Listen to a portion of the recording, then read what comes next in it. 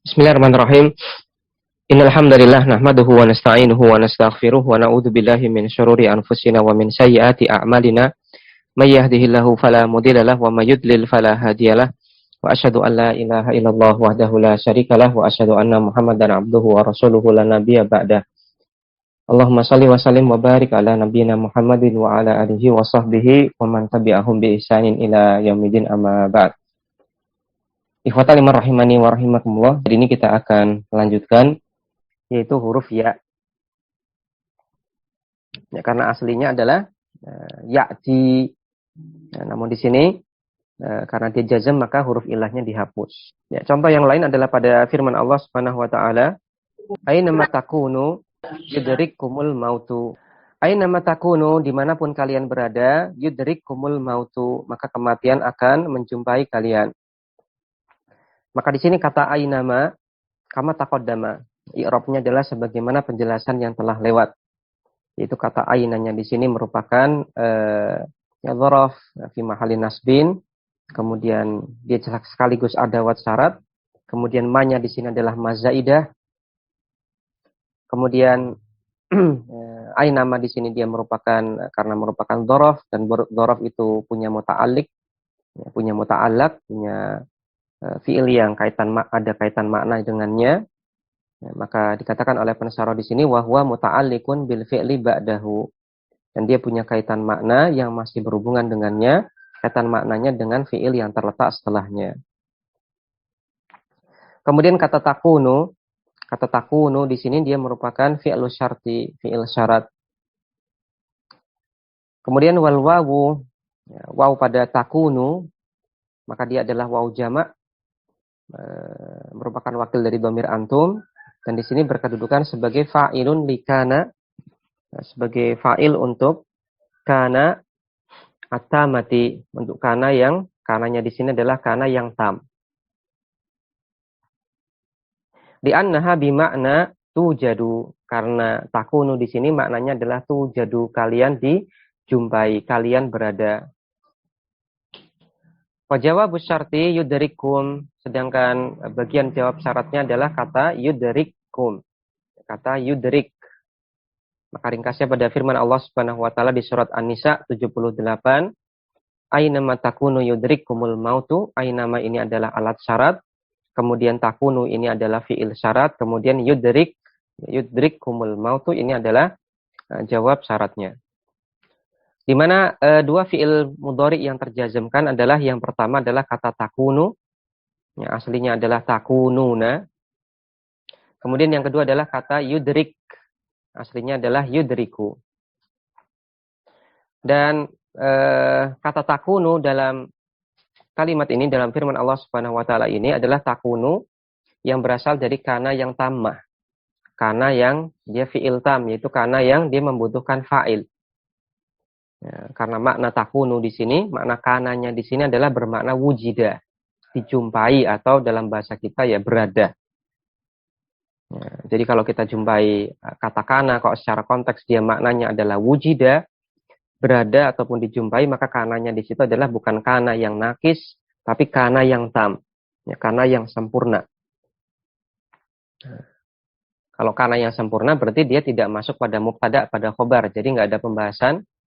Nah, isim kana, khobar kana.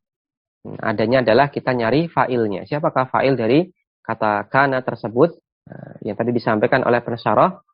Nah, untuk kata takunu, maka fa'ilnya adalah waw jamak. Ya, maka itu adalah kata aina, yang dia statusnya adalah isim syarat, yaitu artinya kemanapun atau dimanapun. Kemudian al-khamis, yang kelima, yaitu kata anna. Kata yang berikutnya adalah kata anna. Ya, kata anna ini kurang lebih semisal dengan aina. Ya. Maka kata anna ini dia merupakan ismu syartin jazimun. Dia merupakan isim syarat. Sekaligus dia merupakan alat penjazm fi'il mudhari. Wahia, dan dia maudhu'atun digunakan lidilalati. Ya, kata maudhu'ah arti letterleknya adalah diletakkan. Dari kata wado'a yada'u. Namun dalam konteks kalimat ini mungkin lebih tepat atau lebih bagus kalau dalam bahasa kita mungkin diterjemahkan digunakan. Ya, maudhu'atun digunakan lidilalati untuk menunjukkan alal makani, atas makan, tempat. Seperti kurang lebih semisal dengan kata aina. Tsumma dominat makna syarti. Kemudian dikandungkan padanya ataupun terkandung padanya makna syarat. Yaitu kurang lebih dalam bahasa kita ya ana, kurang lebih terjemahnya tadi kemanapun atau di manapun. Fahiyya maka dia fi mahalin nasbin ala dzarfiyatil makaniyati. Dia merupakan kata yang mahalnya nasab sebagai dzaraf makan. Mislu aina. Ini semisal dengan kata aina. Nahwu contoh dalam kalimat anna yanzil dzul ilmi yukram. Ya kemanapun ataupun dimanapun dzul ilmi, ya orang yang berilmu, yanzil singgah, yukram dia akan dimuliakan. Ya kemanapun orang yang berilmu itu singgah, dia akan dimuliakan. Ya dibaca yukram, ini majhul. Maka kata anna di sini dia merupakan ismu syartin jazimun. Dia merupakan isim syarat sekaligus alat penjazam. Dia mabniun ala sukuni. Dia mabni atas sukun fi mahalin nasbin ala dzarfiyatil makaniyati. Mahalnya nasab sebagai dzaraf makan. Kemudian kata yanzil, maka dia merupakan fi'lul mudhari'un majzumun. Dia merupakan fi'il mudhari' yang majzum. Li'annahu fi'lu syarti. Karena dia merupakan fi'il syarat. Kemudian kata yukram, dia merupakan fi'lul mudhari'un majzumun. Fi'il mudhari' majzum. Li'annahu jawabus syarti, karena dia merupakan jawab syaratnya. Ya, sekaligus ini juga menunjukkan kepada kita bahwasanya fi'il mudhari' yang terjazmkan oleh adawat syarat itu tidak harus sama dari sisi ma'lum atau majhulnya. Boleh jadi tadi fi'il yang satu itu fi'il ma'lum, kata kerja aktif, yang satu majhul. Maka ini nggak masalah. Jadi tidak peduli apakah harus sama dari apakah maklum semua ataupun majhul semua, ataukah satunya maklum satunya majhul, nggak masalah. Intinya adalah dia menjazmkan dua fiil mudhari. Entah fiil satunya maklum ataukah satunya majhul, maka ini tidak masalah. Kemudian sedikit mengingatkan kepada teman-teman sekalian bahwasanya untuk uslub syarat itu ada 3 unsur. Yang pertama adalah adawat syarat. Kemudian yang kedua adalah fi'il syarat. Kemudian yang ketiga adalah jawab syarat. Kurang lebih jawab syarat ini adalah sesuatu yang akan terjadi jika syarat terpenuhi. Contohnya tadi jika engkau pergi maka saya pergi. Atau kita gunakan contoh yang tadi misalkan anna yanzil dzul ilmi yukram. Kemanapun ataupun dimanapun orang yang berilmu itu singgah, yukram dia akan dimuliakan. Maka annanya tadi dia sebagai adawat syarat. Kemudian yanzil di sini adalah fiil syaratnya. Kemudian jawab syaratnya adalah yukram. Dzul ilmi dia masuk ke bagian yanzil. Dia fa'il dari yanzil. Jadi kita anggap dia masih satu bagian dengan yanzil. Maka ana ini adawat syarat, kemudian yanzil, atau kalau mau bermudah-mudahan ya sudahlah jadikan satu saja, yanzil dzul ilmi. Itu adalah fi'il syaratnya. Kemudian kata yukram di sini adalah jawab syaratnya. Maka kurang lebih jawab syarat itu adalah sesuatu yang akan terjadi apabila syarat terpenuhi. Fi'il syarat terpenuhi. Maka terjadinya pemuliaan itu ketika si orang yang berilmu tadi singgah di suatu tempat. Maka itu adalah 3 unsur utama pada uslub syarat, yaitu adawat syarat, fi'il syarat, kemudian jawab syarat. Kemudian berikutnya adawat syarat yang ke-6 yaitu kata ayyana. Yang ke-6 adalah kata ayyana. Kata ayyana di sini merupakan ismu syartin jazimun. Dia merupakan isim syarat sekaligus penjazam fi'il mudhari. Maka kata ayyana di sini dia merupakan isim syarat sekaligus penjazam fi'il mudhari. Wa hiya mawdu'atun, dan dia digunakan dalam kalimat lidilalati untuk menunjukkan bisa dibaca dalalah, bisa dibaca dilalah. Untuk menunjukkan ala mutlaqiz zamani. Untuk menunjukkan untuk menunjukkan mutlaqiz zaman ya. Mutlaqiz zaman itu kurang lebih artinya ya semata-mata menunjukkan atas waktu. Nah, bukan waktu yang tertentu tapi menunjukkan semata-mata atas waktu.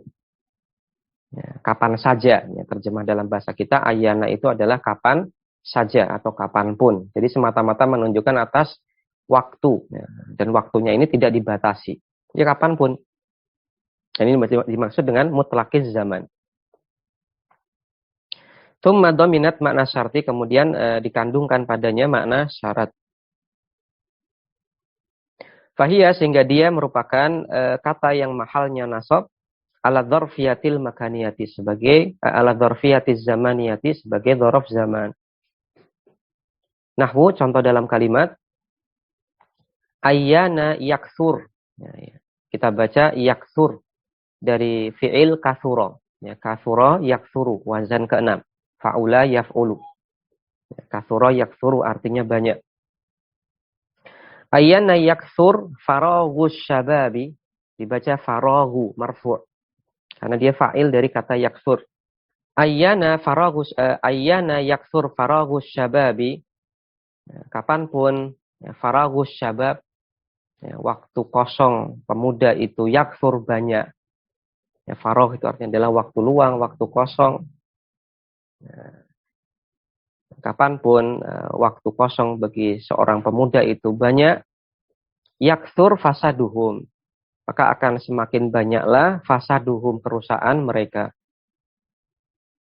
Nah, ini pun dibaca yakthur ya karena berasal dari fiil kathura yakthuru wazannya fa'ula yaf'ulu.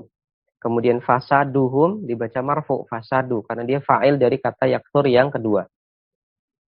Ayyana yakthur faraghus syababi yakthur fasaduhum.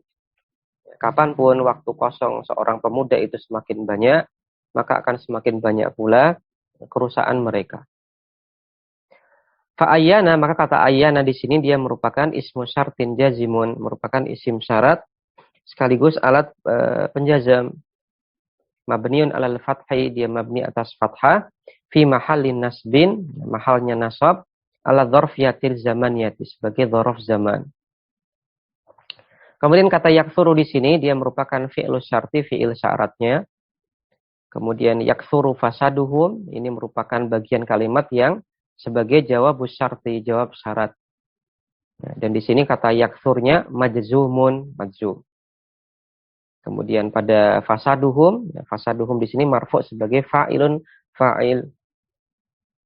Kemudian domirhum pada fasaduhum, intinya dia sebagai mudhaf ilaih dari kata fasad. Cuman di sini dirinci oleh pensyarah dengan beliau katakan wal ha'u.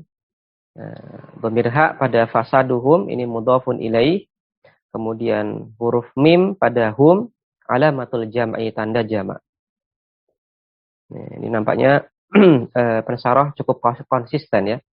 Pensyarah cukup konsisten dalam metode beliau untuk mengi'rab dhamir-dhamir semisal hum, huma dan seterusnya. Beliau tafsil. Jadi beliau sampaikan i'rab yang lebih rinci. Ya. Jadi sini dhamirnya adalah ha, kemudian mimnya adalah tanda jamak dan seterusnya. Ya, namun kalau seandainya teman-teman kurang terbiasa dengan model i'rab yang seperti ini, ya, tidak masalah. Kita bisa pahami dengan yang lebih mudah dengan kita katakan bahwasanya pada fasaduhum, dhamirhum di sini dia adalah dhamir muttasil fi mahalli jarrin mudhaf ilaih. Khalas, selesai. Ya, dia merupakan dhamirun muttasilun fi mahalli jarrin, mahalnya jar, mudhafun ilaihi berkedudukan sebagai mudhaf ilaih. Nah, kita gunakan i'rab yang cukup sederhana seperti itu juga tidak masalah. Atau kalau seandainya teman-teman lebih suka, lebih prefer yang ditafsil sebagaimana pensyarah itu pun tidak masalah. Tapi kalau untuk kita mengajarkan kepada pemula, lebih kita sarankan yang tanpa tafsil. Lebih kita sarankan yang tanpa tafsil. Karena ini semakin mempermudah dia dalam memahami konsep materi ataupun konsep i'rab. Kalau sudah paham, baru ditafsil nggak masalah. Ya, ringkasnya kata ayyana di sini kalau dalam bahasa kita artinya adalah kapanpun. Kemudian asabi' yang ketujuh, yaitu kata mata. Asabi' yang ketujuh adalah kata mata. Ringkasnya, kata mata ini adalah maknanya kurang lebih sama sebagaimana kata ayyana, yaitu menunjukkan mutlaquz zaman, menunjukkan arti kapanpun. Kata mata ini merupakan ismu syartin jazimun. Dia merupakan isim syarat sekaligus alat penjazam fi'il mudhari. Nah, meskipun di sisi yang lain, di sisi yang lain kita ketahui bahwasanya kata mata ini pun bisa berstatus sebagai isim istifham di konteks pertanyaan. Kalau konteksnya kalimat adalah pertanyaan, maka mata di sini dia termasuk dalam kategori isim istifham. Contohnya adalah matal imtihan, ujiannya kapan? Maka matanya di sini adalah mata yang dia statusnya isim istifham. Kata tanya, kita terjemahkan kapankah. Adapun mata yang isim syarat kita terjemahkan kapanpun atau kapan saja. Dia merupakan ismu syartin jazimun mislu ayyana. Dia merupakan isim syarat sekaligus alat penjazam fi'il mudhari semisal kata ayyana. Nah, contoh dalam kalimat, mata ya'ti faslus sayfi. Kapanpun datang musim semi, musim panas, yang dojil ainabu. Nah, maka al-ainab, anggur, yang doj akan matang. Kapanpun datang musim semi atau musim panas, anggur itu akan matang. Maka mata di sini merupakan alat syarat.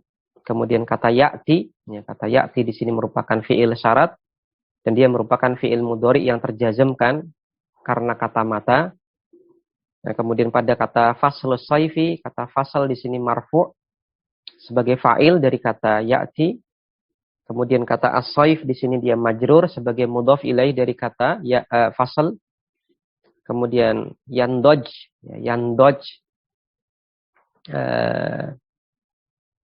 ini merupakan fi'il, ini merupakan jawab syarat. Dia merupakan fi'il mudhari madzum karena adanya mata. Kemudian kata al-ainab, dia marfu sebagai fa'il dari kata yandoj. Kemudian di poin yang ke-8, isim syarat yang ke-8 ataupun alat syarat yang ke-8 itu adalah kata mahma. Nah, kata mahma ini kurang lebih seperti isim syarat ma. Jadi bisa diterjemahkan dengan apapun. Meskipun juga di konteks yang lain bisa diterjemahkan dengan bagaimanapun caranya atau dengan bagaimanapun. Jadi bisa diterjemahkan dengan apapun, bisa juga diterjemahkan dengan bagaimanapun. Maka kata mahma di sini dia merupakan ismu syartin jazimun alal arjah.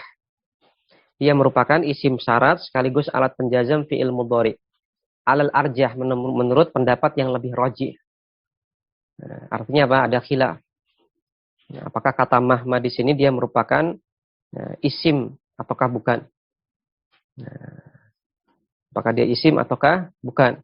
Ala kulli hal di sini menurut pensyarah rajihnya dia merupakan isim. Itu isim syarat sekaligus dia menjazmkan fi'il mudhari. Wa hiya li ghairil aqili, dan kata mahma ini digunakan untuk yang tidak berakal.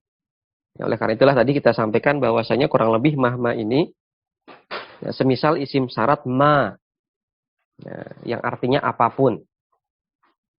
Yang kita gunakan untuk yang ghair akil, tidak berakal. Kalau isim syarat untuk yang berakal kita gunakan man, siapa saja atau siapapun. Nah, baru kita gunakan man. Tapi kalau untuk yang tidak berakal kita gunakan ma atau mahma, apapun. Tsumma dominat makna syarti, kemudian dikandungkan padanya makna syarat. Wahia fil i'rabi mislu man al-atiyati. Dan dia dari sisi i'rabnya adalah semisal i'rab untuk isim syarat man al-atiyati yang akan datang penjelasannya setelah poin ini. Di poin yang ke-9. Contoh dalam kalimat mahma tunfik fil khairi, apapun yang engkau infakkan fil khairi dalam kebaikan, yukhlifullah, maka Allah Subhanahu wa taala akan menggantinya. Maka kata mahma di sini dia merupakan ismu syartin jazimun, dia merupakan isim syarat sekaligus alat penjazam fi'il mudhari fi mahalin nasbin maf'ulun muqaddamun. Dia mahalnya nasab berkedudukan sebagai maf'ul bih muqaddam. Kemudian kata tunfiq, kata tunfiq di sini merupakan fi'il syarat dan dia merupakan fi'il mudhari yang majzum karena adanya kata mahma. Kemudian ya fil khairi ini susunan jar majrur. Dia punya kaitan makna dengan kata tunfiq. Kemudian yukhlifullah, kata yukhlifullah, maka ini merupakan jawab syaratnya. Di mana kata yukhlif di sini dia merupakan fi'il mudhari majzum. Karena adanya kata mahma. Kemudian dhamir ha pada yukhlifhu, dia sebagai maf'ul bih dari kata yukhlif. Kemudian lafadz Allah di sini dia marfu sebagai fa'il dari kata yukhlif. Wa minhu qauluhu ta'ala, dan di antara contoh yang lain adalah semisal firman Allah Subhanahu wa taala an qaumi Musa alaihi salatu wassalamu. Berkenaan tentang kaumnya Nabi Musa alaihi salatu wassalam. Semoga salawat dan salam tercurahkan kepada beliau. Kaumnya Musa yaitu Bani Israel mengatakan, wa qalu, dan mereka mengatakan, mahma ta'ti nabihi min ayah litasharona biha, apapun ta'ti nabihi yang dia datangkan kepada kita, min ayatin, satupun ayat, litasharona biha, untuk dia supaya dia menyihir kita dengan ayat tersebut, fama nahnu laka bimu'minin. Maaf ya. Mahma ta'ti nabihi min ayah, ayat apapun yang engkau datangkan kepada kami, litasharona biha, supaya engkau mensihir kami dengan ayat tersebut, fama nahnu laka bimu'minin, maka kami tidak akan pernah beriman kepada engkau wahai Musa alaihi salam. Maka yang jadi poin perhatian kita adalah pada mahma ta'tina. Kemudian pada mahma ta'tina. Maka kata ta'ti di sini dia merupakan fi'il mudhari yang terjazmkan karena adanya kata mahma. Kemudian jawab syaratnya, jadi di sini ada adawat syaratnya adalah kata mahma. Kemudian fi'il syaratnya adalah kata ta'ti. Sedangkan jawab syaratnya ini berupa jumlah, yaitu fama nahnu laka bimu'minin. Jadi di sini adalah kita jumpai kasus di mana muncul di sini alat penjazam fi'il mudhari dua fi'il. Cuma di sini secara zahir dia hanya menjazamkan satu fi'il saja, yaitu kata ta'ti. Tidak muncul fi'il mudhari kedua yang terjazamkan. Justru malah di sini jawab syaratnya berupa jumlah, famanah nulaka bimu'minin. Apakah boleh seperti ini? Terus tentu saja boleh. Maka tidak senantiasa fi'il mudhari yang menjazamkan dua fi'il itu harus muncul dua fi'il mudhari'nya semua yang terjazamkan, tidak harus. Kadang-kadang hanya muncul satu fi'il mudhari saja yang secara zahir dia terjazamkan karena alat penjazam dua fi'il mudhari tersebut.